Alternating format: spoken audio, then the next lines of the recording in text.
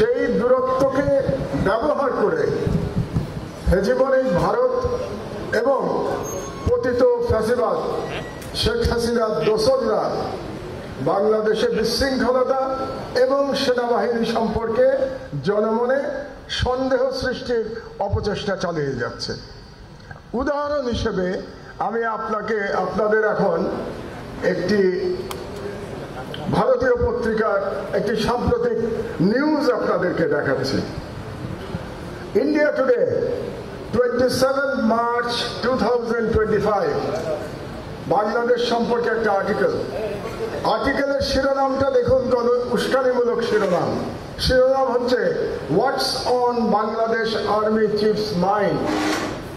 একটি ভারতীয় পত্রিকা ইন্ডিয়া টুডে কিন্তু যেসব পত্রিকা না, ইন্ডিয়া টুডে ভারতীয় যে বর্তমান হিন্দুত্ববাদী সরকার মোদী সরকারের ইংরেজি মাউথপিস হচ্ছে ইন্ডিয়া টুডে। সেই ইন্ডিয়া টুডেতে বাংলাদেশের সেনাবাহিনী প্রধান সম্পর্কে বলা হচ্ছে হোয়াটস on Bangladesh army chiefs mind. তার মানে ভারত পরীক্ষা করছে যে বাংলাদেশের আর্মি চিফের মাইন্ডে কি আছে। এবং সেই আর্টিকেলে আওয়ামীপন্থী বাংলাদেশে একজন ব্যারিস্টার, আমি মনে করি সে একজন ভারতীয় এজেন্ট, ব্যারিস্টার তানিয়া আমির কি কমেন্ট করেছে দেখেন। The general can firmly back President Shahabuddin Chukku to declare an emergency using Article 141. The President can dismiss the interim government and set up a new team to hold early and inclusive elections. তার মানে সরাসরি তানিয়া আমির বাংলাদেশের সেনা বিদ্রোহের জন্য উস্কানি দিচ্ছে।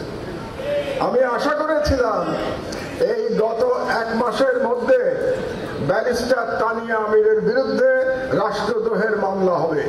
দুর্ভাগ্যবশত এখনো আমরা সেরকম মামলা হতে দেখি নাই। আমি মনে করি বাংলাদেশের the most dangerous neighbor and the potential enemy ইন্ডিয়ার একটা পত্রিকায় একজন যখন এই ধরনের সাক্ষাৎকার দেয়, সে আসলে বাংলাদেশের রাষ্ট্রদ্রোহ করছে।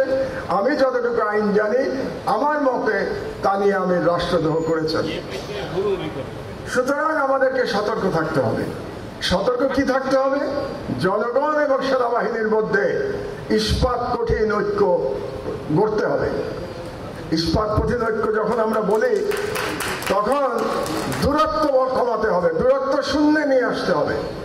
দূরত্ব শূন্যে নিয়ে আসতে হলে আমাদের আজকের যে সাবজেক্ট, সেই সাবজেক্টের দিকে তাকাতে হবে যে রাজনীতির প্রভাবমুক্ত সশস্ত্র বাহিনী।